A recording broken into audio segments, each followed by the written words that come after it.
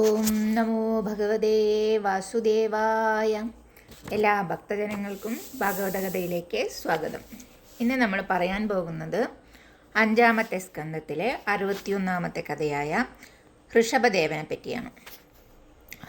ശരീരം കൊണ്ടും തേജോബല വൈഭവം കൊണ്ടും ശ്രീയും യശസ്സും വിളങ്ങുന്നതിനാലും നാഭപുത്രന് ഋഷഭൻ എന്ന് നാമകരണം ചെയ്തു. കുറേ കാലങ്ങൾ മുന്നോട്ടു പോയി. പിതാവ് പുത്രനെ രാജാവായി അഭിഷേകം ചെയ്തു. ഋഷഭൻ തനിക്ക് ലഭിച്ച അജനാഭവർഷത്തിലെ പ്രജകളെ ധർമാനുഷ്ഠാന തൽപരരാക്കി രാജ്യത്തെ ഐശ്വര്യപൂർണമാക്കി.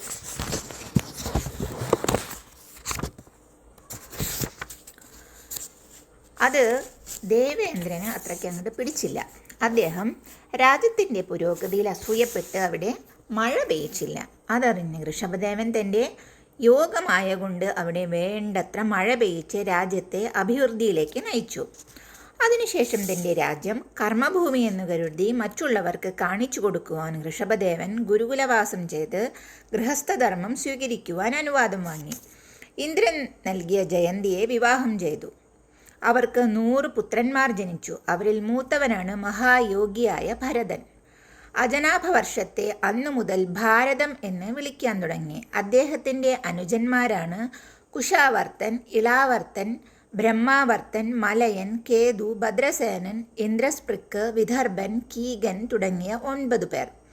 ശേഷിച്ചവരിൽ 9 പേർ പരമഭാഗവതന്മാരാകുന്നു. അവർ കവി, ഹരി, അന്തരീക്ഷൻ, പ്രബുദ്ധൻ, പിപ്പലായൻ, ആഹിർഹോത്രൻ, ദ്രുമിളൻ, ചമസൻ, കരഭാജൻ എന്നിവരാണ്. അനുജരായ 81 ജയന്തിപുത്രന്മാർ പിതാവിൻ്റെ ആജ്ഞ അനുസരിക്കുന്നവരും വേദജ്ഞരും യജ്ഞതൽപരരും അതിപരിശുദ്ധരായ ബ്രാഹ്മണരുമായി ഭവിച്ചു.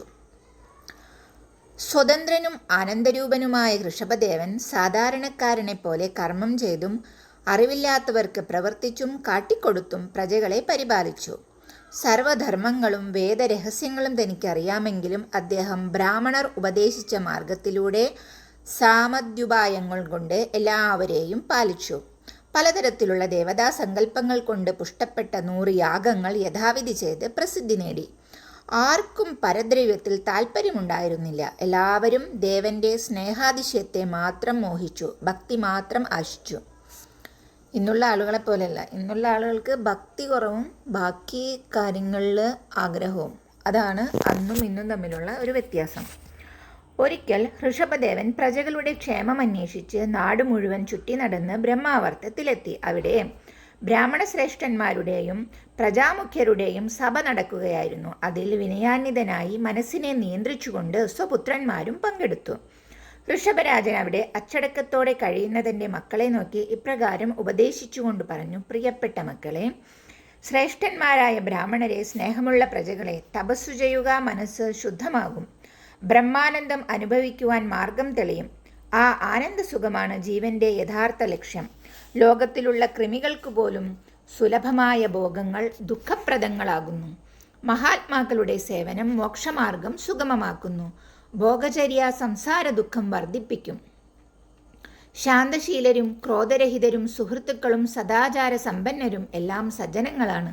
സർവേശ്വരനായ എന്നിൽ പ്രേമമുള്ളവരും വിഷയസുഖങ്ങളിൽ താല്പര്യമില്ലാത്തവരും മഹത്തുക്കളാണ്. ഇന്ദ്രിയങ്ങളെ തൃപ്തിപ്പെടുത്തുവാൻ ശ്രമിക്കുമ്പോൾ മനുഷ്യൻ പ്രമത്തനായി ചെയ്യരുതാത്തത് പലതും ചെയ്യുന്നു. ഇത്തരം പ്രാക്കർമ്മങ്ങൾ മുജ്ജന്മത്തിൽ ചെയ്തതിനാൽ ദുഃഖവും ക്ലേശപൂരിതവുമായ ജന്മം വേണ്ടിവരുന്നു. ആത്മതത്വം മനസ്സിലാക്കാത്ത കാലത്തോളം അജ്ഞാനം മൂലമുണ്ടാകുന്ന ആത്മതിരസ്കാരമുണ്ടാകും. കർമ്മമുള്ള കാലം വരെ മനസ്സിലത് ഉത്സുകത കാണിക്കും. കർമാത്മകമായ മനസ്സ് വീണ്ടും ശരീരബന്ധം ഉറപ്പിക്കുന്നു. അറിവില്ലായ്മ കൊണ്ട് ആത്മതത്വം മറയ്ക്കപ്പെടുമ്പോൾ മുമ്പ് ചെയ്ത കർമ്മം മനസ്സിനെ അടിമപ്പെടുത്തുന്നു. ഭഗവാനിൽ ഭക്തി ഉണ്ടാകുന്നതുവരെ ദേഹബന്ധം വിട്ടുപോകില്ല. ജീവിത ലക്ഷ്യം അറിയാത്തവൻ വിവേകിയായിത്തീർന്ന് ആത്മാവിനെ തിരിച്ചറിയുന്നതുവരെ ഭോഗത്തിൽപ്പെട്ട് ഉഴലുന്നു. സംസാര സാഗരത്തിൽ കിടന്ന് മുങ്ങുന്നു. ഞാനെന്നും എൻ്റേതെന്നുമുള്ള മോഹം വർദ്ധിക്കുന്നു. സ്ത്രീ പുരുഷ ശരീരബന്ധത്തിലൂടെ സ്വാർത്ഥത വളരുന്നു. തന്മൂലം തൻ്റെ വീടെന്നും തൻ്റെ മക്കളെന്നും ബന്ധുക്കളെന്നും തൻ്റെ സമ്പത്തുമെന്നുമുള്ള മിഥ്യാഭിമാനം ശക്തി പ്രാപിക്കും. അതിൽ നിന്നും മുക്തനാകണം. എപ്പോൾ മനസ്സ് ശുദ്ധമാകുന്നുവോ ഭഗവാന്റെ തൃപ്പാദങ്ങളിൽ നമ്മുടെ മനസ്സ് അർപ്പിക്കുക, പരമപദം പ്രാപിക്കും. ഗുരുവിലും എന്നിലുമുള്ള ഭക്തി കൊണ്ടും ആഗ്രഹ പരിത്യാഗം കൊണ്ടും തപസ്സുകൊണ്ടും അഹങ്കാരഗ്രന്ഥി നശിക്കും. അതുകൊണ്ട് പുത്രന്മാരെ, നിങ്ങൾ സമസ്ത കർമ്മങ്ങളും ചെയ്യുക. കഥാശ്രവണം, ഭക്തജനസംഘം, ഗുണകീർത്തനം, വൈരമില്ലായ്മ, സമഭാവന എന്നിവ കൊണ്ട് അഹങ്കാരം നശിപ്പിക്കാം. ഞാനെന്നും എൻ്റേതെന്നുമുള്ള ഭാവം ജയിക്കാം. ആധ്യാത്മയോഗം, ഏകാന്തവാസം, ഘ്രാണേന്ദ്രിയ മനോജയം, ശ്രദ്ധ, ബ്രഹ്മചര്യം, അപ്രമാദം, അനുചിതമായവ പറയാതിരിക്കൽ എന്നിവ കൊണ്ട് അഹങ്കാരം വിട്ടൊഴിയുന്നു. അതോടെ സാധകന് സാധനയിൽ നിന്ന് വിരമിക്കാം. എൻ്റെ അനുഗ്രഹം പരമപുരുഷാർത്ഥമായി കരുതുന്നവർ പുത്രന്മാരെയും ശിഷ്യന്മാരെയും അവർ അനുസരിച്ചില്ലെങ്കിലും കോപിക്കാതെ അവരെ ഉപദേശിക്കണം. കർമ്മമൂഢന്മാരെ വീണ്ടും ആ കർമ്മങ്ങളിൽ തന്നെ പ്രേരിപ്പിക്കരുത്. അത്യാസക്തിയോടെ വിഷയസുഖത്തിനു വേണ്ടി യത്നിക്കുന്നവൻ ശ്രേയസ് എന്തെന്നറിയുന്നില്ല. അന്യോന്യ വൈരത്തോടെ തനിക്ക് വരാനിരിക്കുന്ന ദുഃഖത്തെപ്പറ്റി അറിയുന്നുമില്ല. സംസാരക്ലേശം അനുഭവിക്കുന്ന ശിഷ്യനെ ഭക്തിമാർഗത്തിലൂടെ അതിൽ നിന്ന് പിന്തിരിപ്പിക്കാൻ കഴിയാത്തവൻ ഗുരുവല്ല, സ്വജനവുമല്ല. ഭയത്തിൽ നിന്ന് മോചനോപായം ഉപദേശിച്ചു കൊടുക്കാത്തവൻ പിതാവല്ല, അമ്മ മാതാവുമല്ല. ഭക്തനെ യമനിൽ നിന്ന് രക്ഷിക്കാൻ കഴിയാത്തവൻ ദൈവമല്ല. അധിപതിയും എൻ്റെ അവതാര കാരണം എന്തെന്ന് ആർക്കും അറിയാൻ കഴിയുന്നില്ല. എൻ്റെ ഹൃദയം ധർമ്മത്തിൻ്റെ ഇരിപ്പിടമാണ്. ഞാൻ ധർമ്മത്തിനു വേണ്ടി നിലകൊള്ളുന്നു. അധർമ്മത്തെ ഞാൻ ആട്ടിയോടിച്ചു. അതുകൊണ്ട് പൂജ്യന്മാർ എന്നെ കൃഷഭൻ എന്ന് വിളിക്കുന്നു. പ്രിയപ്പെട്ട പുത്രന്മാരെ, നിങ്ങൾ എൻ്റെ ശുദ്ധ ഹൃദയത്തിൽ നിന്നും ജനിച്ചവരാണ്. അതുകൊണ്ട് ജ്യേഷ്ഠനായ ഭരതനെ ഭജിക്കണം. അത് എനിക്ക് വേണ്ടി ചെയ്യുന്ന ശുശ്രൂഷയും പ്രജാപാലനവുമാകുന്നു. ലോകത്തിലെ ചേതനങ്ങളായ വൃക്ഷലതാദികൾ അധികം ഉത്തമങ്ങളാണ്. പിന്നെ യഥാക്രമം സർപ്പങ്ങളും മൃഗങ്ങളും മനുഷ്യരും ശ്രേഷ്ഠന്മാരാകുന്നു. അവരെക്കാൾ ഭൂതപ്രേതാദികളും പിന്നെ സിദ്ധ കിന്നര ഗന്ധർവന്മാരുമാകുന്നു. പിന്നെ അവരിൽ ഉത്തമന്മാർ അസുരന്മാരും ദേവന്മാരും പ്രജാപതികളുമാണ്. അവരെക്കാൾ ശ്രേഷ്ഠൻ രുദ്രൻ, ബ്രഹ്മാവ്. എന്നെ ഉപാസിക്കുന്നു. ഞാൻ ബ്രഹ്മജ്ഞാനികളോടൊപ്പം നിലകൊള്ളുന്നു.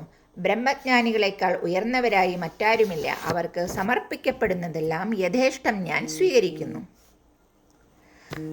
സത്വം, ശമം, ദമം, സത്യം, അനുഗ്രഹം, തപസ് തുടങ്ങിയ എല്ലാ ഗുണങ്ങളുമുള്ള ബ്രഹ്മജ്ഞാനിയായ ഞാൻ ശ്രേഷ്ഠനായി കരുതുന്നു. സർവേശ്വരനായ എന്നിൽ നിന്ന് ആരും ഒന്നും കാക്ഷിക്കുന്നില്ല.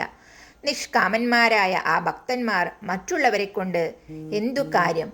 അതുകൊണ്ട് സർവചരാചരങ്ങളിലും എന്നെ ദർശിച്ച് വന്ദിക്കുക, ആരാധിക്കുക. മനസ്സ്, വാക്ക്, കണ്ണ് മുതലായ സകല കരണങ്ങളുടെയും വ്യാപാരങ്ങളുടെയും പരമഫലം ആരാധന കൊണ്ട് ലഭിക്കുന്നു. ഇതുകൊണ്ടല്ലാതെ അന്ധകപാശത്തിൽ നിന്നും മോചനം വളരെ പ്രയാസമാണ്.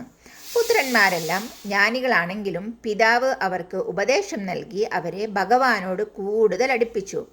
ഭരതനെ രാജാവായി അഭിഷേകം ചെയ്തു. ഋഷഭദേവൻ സർവവും ഉപേക്ഷിച്ച് ശരീരമല്ലാതെ മറ്റൊന്നും സ്വീകരിക്കാതെ ഉന്മത്തനും ദിഗംബരനുമായി ആഹവനീയാഗ്നികളെ തന്നിൽ തന്നെ അർപ്പിച്ച് ബ്രഹ്മാവർത്തത്തിൽ സന്യാസിയായി യാത്ര ആരംഭിച്ചു. ആരെന്ത് ചോദിച്ചാലും ഉത്തരമില്ല. കുളിയില്ല, നിത്യകർമ്മങ്ങളില്ല, മൗനം തന്നെ. തികച്ചും അവധൂതൻ്റെ വേഷം. ജഡനോ അന്ധകനോ മൂകനോ ബധിരനോ ജനം സംശയിച്ചു.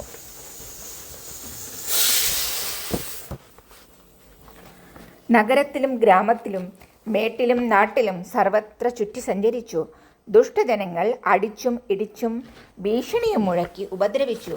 ശരീരത്തിലേക്ക് മലവും മാലിന്യങ്ങളും അവർ വലിച്ചെറിഞ്ഞു.